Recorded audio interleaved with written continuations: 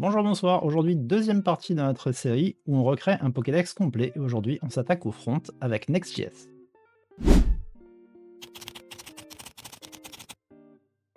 Comme je vous l'ai dit, dans cette deuxième partie, on va s'occuper du front. Pour ceux qui n'ont pas vu la première partie, je vous encourage fortement à aller la voir puisque sans votre bac, vous n'allez pas pouvoir récupérer les données affichées. Avant de faire cette vidéo, j'ai créé une interface de mon côté qui s'inspire de l'interface de Pokémon Home. J'ai fait un dépôt guide, je vous mettrai le lien dans la description si vous voulez partir de la même base que moi. Sinon, vous pouvez vous amuser à faire vous-même votre interface, que ce soit celle-ci ou une autre, mais c'est pas le but de cette vidéo. Pour commencer, moi j'ai donc cloné le projet. On va installer les dépendances du projet, un petit npm install. Et pendant que les dépendances s'installent, je vais vous montrer à quoi ressemble le projet. Donc dans ce projet, on a notre page.tsx, dans laquelle on a un header, un Pokédex et un footer. Donc le header, ça va juste être un titre qui nous écrit de quelle région viennent les Pokémon. Notre footer, ça va juste être un footer dans lequel on a deux boutons, un bouton pour trier, un bouton pour filtrer. Et enfin, notre Pokédex, lui, va avoir un titre, une grille de Pokémon et le Pokémon sélectionné. Alors j'ai fait une interface qui est responsive, donc on va avoir une grille qui est sur 8 colonnes en desktop, 4 colonnes en tablette et 3 colonnes en mobile. Et l'affichage de notre Pokémon se fait soit à droite de la grille si on est en desktop, soit à la place de la grille si on est en mobile. Donc on va aller voir. Voilà, nos packages ont été installés. On peut faire npm run dev. Et on devrait avoir...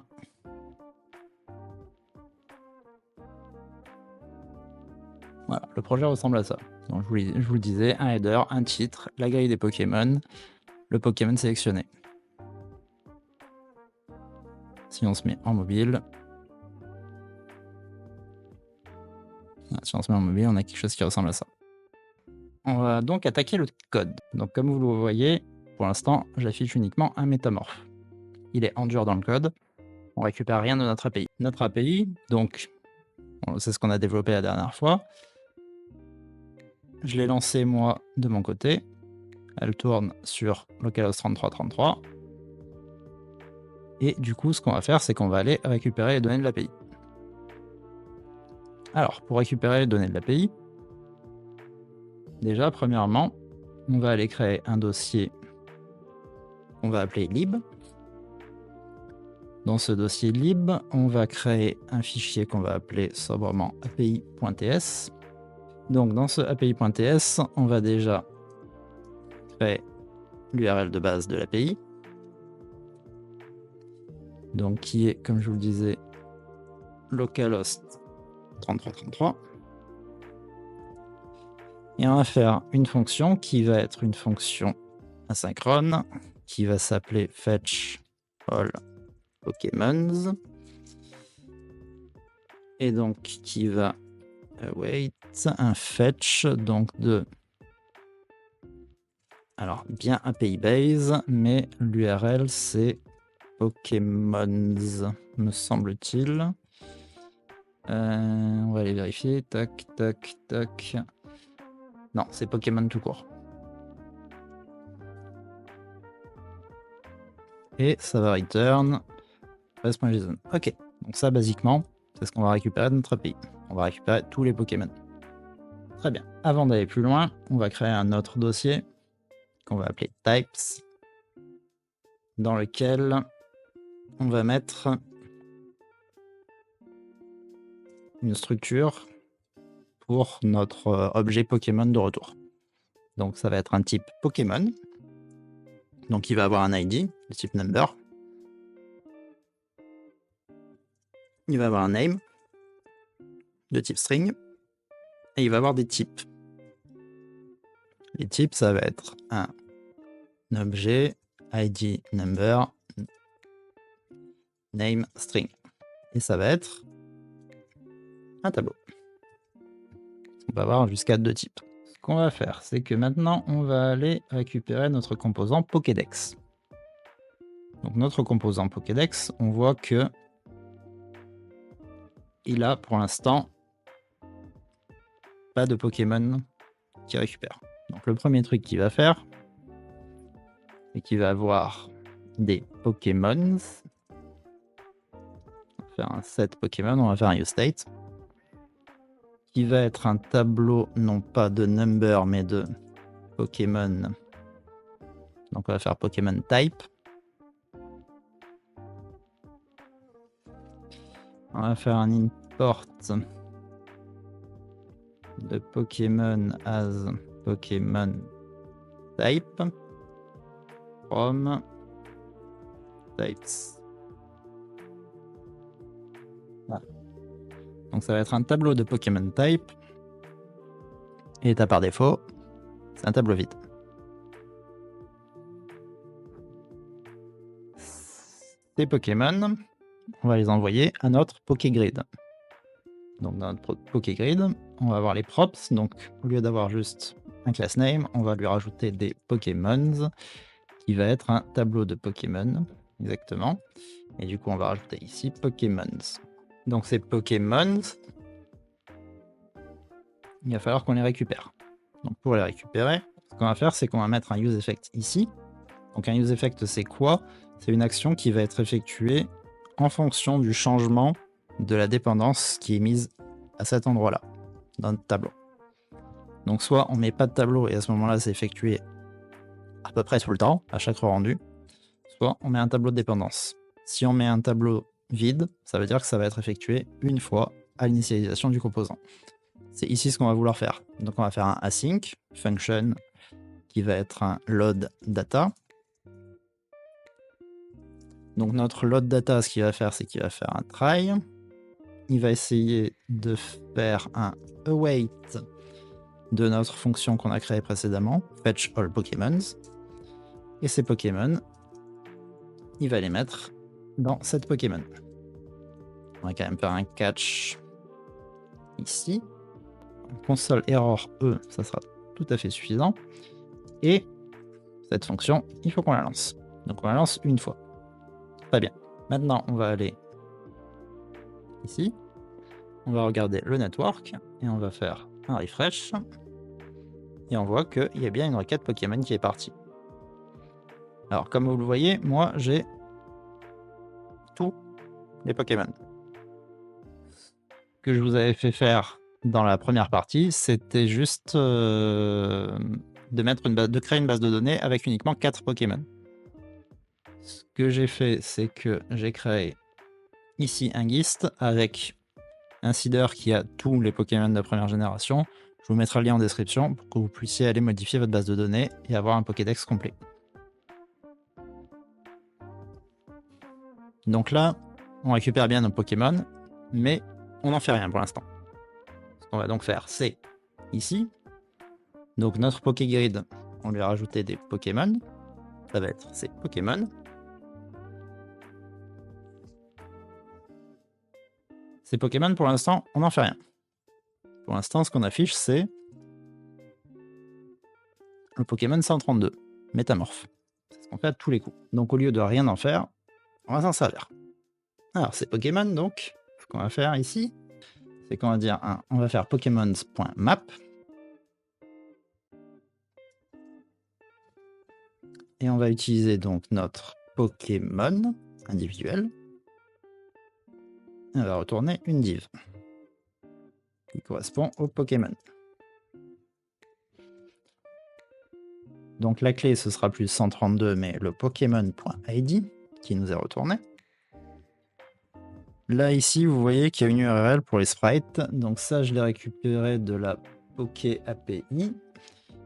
Donc si vous allez sur PokéAPI, vous avez ici, donc là on est sur Ditto, hein, vous avez ici une clé sprites. Donc vous avez des sprites. Bon, c'est pas ceux-là que j'ai utilisé. Je suis allé dans Other, Pokémon Home, et j'ai pris le From Default. Vous pouvez prendre ce que vous voulez si vous voulez un affichage différent. C'est juste que moi, comme j'avais une interface qui ressemblait à Pokémon Home, je me suis dit que j'allais prendre les sprites de Pokémon Home. Donc comme vous l'avez entreaperçu, on a bien des métamorphes. Mais on a que des métamorphes. Donc là, l'idée, c'est qu'au lieu d'avoir 132, on va avoir pareil, Pokémon.id. Tout pareil ici, Pokémon.id. Et voilà. Et si on retourne sur notre page, tiens donc, on a des Pokémon. Très bien. On a donc tous nos Pokémon qui sont retournés. Maintenant, vous voyez ici que j'avais mis un petit message, sélectionner un Pokémon pour voir ses détails. Mais là, vous voyez bien que quand on clique, il se passe rien. On va aller régler ça. Pour ce faire, on va aller dans Pokémon.tsx. Ici, vous voyez que j'avais déjà fait une petite logique de si un Pokémon sélectionné ou pas. Donc cette logique-là, on va un peu la toucher. Et on va dire que le Pokémon sélectionné, il sera ici. Et ce sera donc un Pokémon ou nul.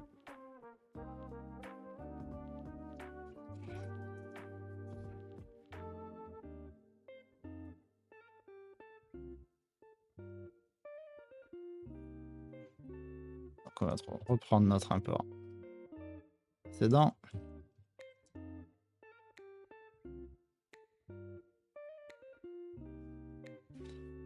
Ici, donc, on a un Pokémon. Et on verra la logique après. Le Pokémon, pour le sélectionner, il faut cliquer sur lui dans la grille. On va donc rajouter une fonction ici qui va s'appeler onSelectPokémon. On va prendre un Pokémon. Ce qu'on va également rajouter, c'est que du coup, quand on clique sur un Pokémon,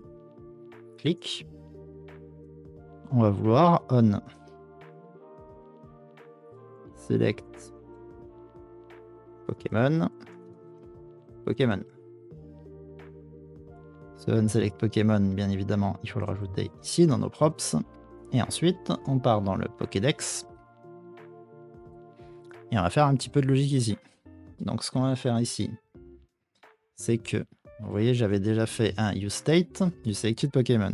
Donc le useState, c'est pas un number, c'est un Pokémon type. Et on va rajouter, juste après notre useEffect, une première fonction qui va s'occuper de gérer la sélection de Pokémon. Donc on va l'appeler handlePokémonSelect. Ça va prendre pas un selected Pokémon, on va juste l'appeler un Pokémon de type Pokémon Type. Et qu'est-ce que ça va faire? Tout simplement, ça va dire que le set selected Pokémon, c'est Pokémon. Tout simplement. Notre Pokégrid, ce qu'il faut, c'est qu'elle ait du coup un onSelect Pokémon handle Pokémon Select. Très bien. Donc, on va avoir le onSelect Pokémon qui va onSelect Pokémon. Donc, on va avoir un selected Pokémon qui va être set. Maintenant, il faut que notre composant Pokémon récupère bien le Pokémon sélectionné. Donc, on va lui dire que le Pokémon, c'est le selected Pokémon. Ici et ici. Du côté de notre Pokémon, on a bien un Pokémon. Là, ce qu'on va faire, c'est qu'on va pas utiliser ça. On va dire que si Pokémon est nul, alors il affiche ça. Sinon, il va afficher ça. Alors ça, c'est un bouton qui est visible en mobile, qui permet de retourner en arrière à la Pokégrid si on a un Pokémon sélectionné. On fera le nécessaire après. Et enfin, on a l'affichage du Pokémon. Donc le Pokémon, on va faire les mêmes modifications qu'on avait fait de l'autre côté. On va donc récupérer le Pokémon.id. Ça, on va le remplacer ici. On va le remplacer ici. Et là, on va pas avoir le Pokémon ID, mais le Pokémon Name. Donc là, on n'a pas besoin des $. Hop, voilà. Donc maintenant, si on va voir côté application, hop, on vient ici. On va dire qu'on va sélectionner un Pikachu. Toc, numéro 25, Pikachu. La partie sélection est faite. La prochaine étape, donc, alors, je ne vous l'ai pas montré, mais en responsive, du coup, ça donne ça. Et là, on a un bouton retour à la liste qui n'est pas fonctionnel pour le moment. Donc, on va le rendre fonctionnel. On va aller du coup sur notre Pokégrid. Pardon, sur notre Pokédex. Et c'est ici qu'on va gérer la fermeture. Donc on va faire une fonction qui va s'appeler handle Pokémon close, qui n'a besoin d'aucun argument. Et là, ça va juste set selected Pokémon à nul. Cette fonction, on va la mettre ici. On va faire un onClose handle Pokémon close. On va aller dans notre Pokémon. On va rajouter un onClose qui va être une fonction qui renvoie void. Très bien. Et ici, on va mettre onClose. Et ça va juste être utilisé quand on clique sur ce bouton. Ici, le bouton de retour à la liste. On va juste faire un onClick onClose. Et on va enlever tout ça qui ne sert à rien. Hop. Faire quelque chose de plus joli. Et maintenant, si on repart sur notre page, on clique là, sur retour à la liste, et on est retourné à la liste. Tout simplement. Dernière fonctionnalité que je vais vous montrer aujourd'hui, on va créer une modale pour le tri. Donc le tri, c'est ce bouton trier. Donc pour l'instant, il ne fait rien. Donc déjà, on va aller créer la modale. Donc la modale, je vais la créer ici dans mes composants. On va faire un nouveau fichier tsx. On va l'appeler sort modal. Ça va faire un export default function sort modal. Sort modal props. Ok. C'est sort modal props, donc on va la définir avant. Sort modal props. Ça va être donc, on va avoir besoin de 3 choses. Est-ce que la modale est ouverte? Ce sera un booléen. On va avoir besoin d'une fonction onClose. Et on va avoir besoin d'une fonction qui gère le changement de type de tri. Donc type, c'est soit number, soit alphabétical. On va juste faire 2 tris. Un tri en fonction du numéro de Pokédex et un tri en fonction de l'ordre alphabétique. Alphabétical. Et pareil, ça retourne void. Ok. Donc ça, on va mettre ici is open, on, close, on, sort, change. Ça c'est bon. J'ai pas fermé. Hop, c'est ici, pardon. Ok. Donc la première chose à faire, c'est de dire que si, voilà, si la modale n'est pas ouverte, ça retourne nul. En revanche, si la modale est ouverte, on retourne d'autres choses. Alors moi, je vais pas vous mentir, j'ai déjà fait le design de cette modale, donc je vais juste le copier-coller ici. Je vais juste vous montrer ce qu'elle fait. Donc là, on a juste des styles Tailwind. Donc ça, vous pouvez le faire vous-même, c'est une modale, hein, rien d'incroyable. On a dedans 2 boutons, un bouton pour trier par numéro de Pokédex et un bouton pour trier par ordre alphabétique et un petit bouton fermé. Donc là, cette modale, c'est bien, mais on n'en fait rien pour le moment. On va du coup aller sur la page qui se trouve ici. Hop. Sur cette page, on va modifier 2-3 choses. Déjà, la première chose, c'est d'afficher la modale.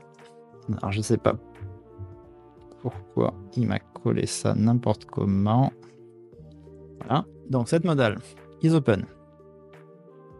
Alors, ce isOpen, il va dépendre d'un useState qu'on va mettre ici. On va faire un const isSortModalOpen.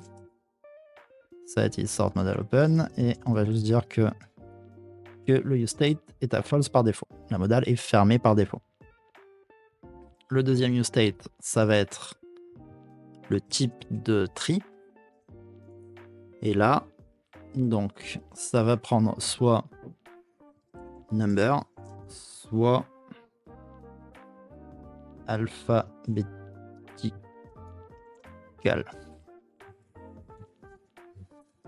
Et on va dire que le classement par défaut, c'est number. Ça me va très bien. Ok. Donc, isOpen, c'est isSortModalOpen. Ok, très bien. Le onClose, qu'est-ce qu'il va faire le onClose? Le onClose, ce qu'il va faire, c'est qu'il va fermer la modale. Et le onSort, qu'est-ce qu'il va faire lui? Il va prendre le type qui lui est donné et il va dire que c'est le type de tree. Tout simplement. Donc ça, c'est la première chose. La deuxième chose maintenant, c'est d'essayer d'ouvrir cette modale. Donc à ce moment-là, pour ouvrir la modale, on va rajouter ici un truc qui va s'appeler onSortClick.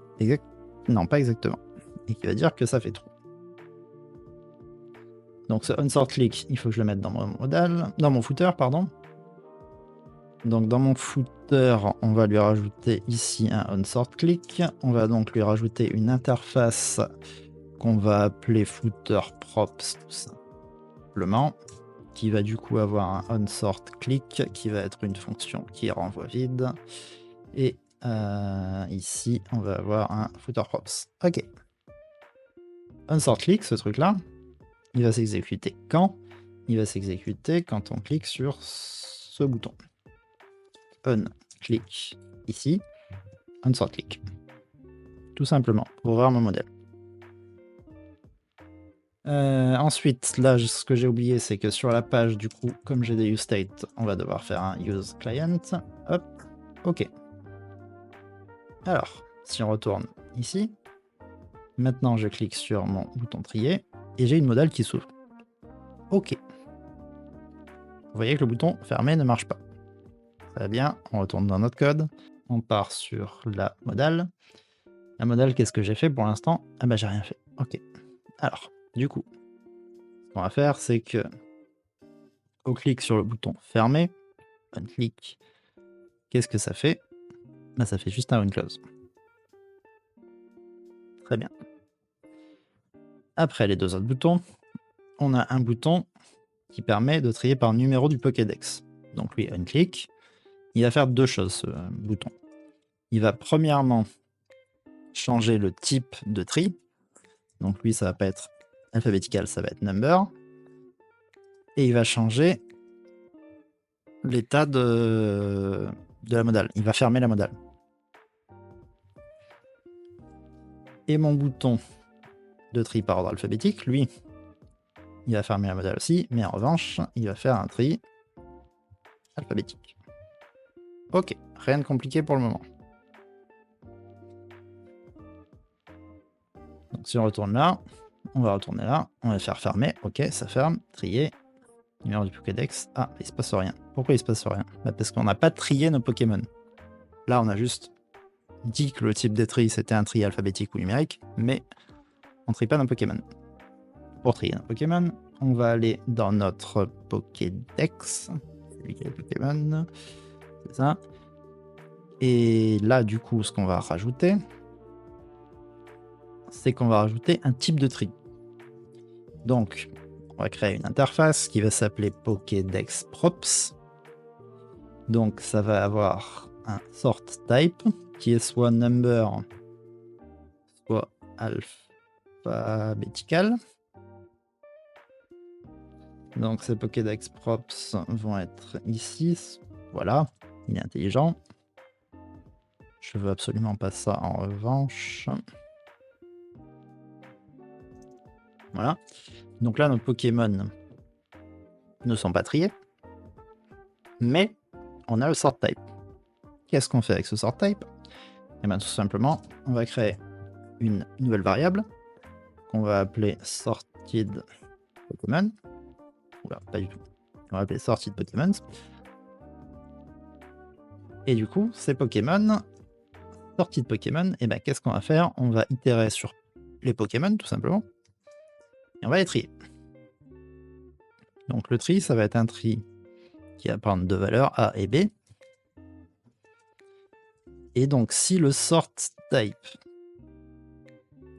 c'est alphabétical, à ce moment, ce qu'on va faire, c'est qu'on va juste return a.name .localCompare de b.name.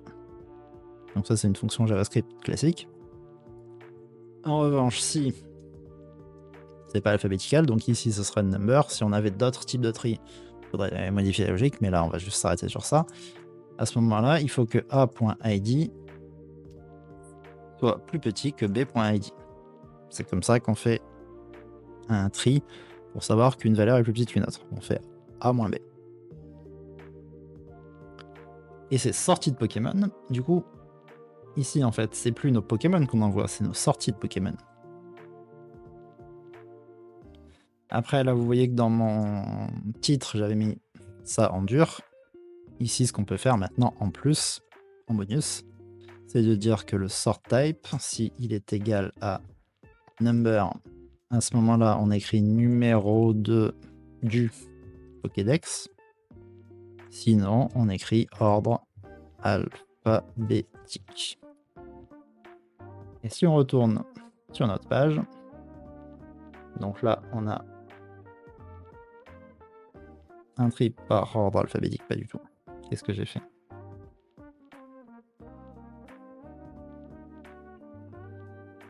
Je n'ai pas donné une valeur par défaut. Non, pardon. Je vais rien donner. Je vais pas donner le sort type. Si je lui donne pas le sort type, il s'en sort pas. Je sais pas pourquoi il me l'a proposé 2 fois. Une fois, ça suffira. Hop, voilà. Donc, par défaut, si je recharge ma page, par défaut, c'est trié par numéro de Pokédex. Donc, 1, 2, 3, 4, 5, 6, 51. Si je vais sur ma modèle de tri, on va dire que je trie par numéro de Pokédex. Rien ne change, bien évidemment. Si je trie par ordre alphabétique, on a Abo, Abra, Aéromite, etc., jusqu'à Voltorb. Ça nous écrit bien trié par ordre alphabétique. Et si je refais numéro de Pokédex, on a de 1, 151. Voilà qui conclut la deuxième partie de cette série. Dans la troisième partie, on mettra en place les filtres et on affichera les types des Pokémon sélectionnés et peut-être une ou deux petites choses en plus. Si vous avez des questions ou des suggestions, vous pouvez les mettre en commentaire. J'espère que cette vidéo vous a plu. Si c'est le cas, n'hésitez pas à vous abonner ou à mettre un like et on se retrouve dans une prochaine vidéo. À bientôt!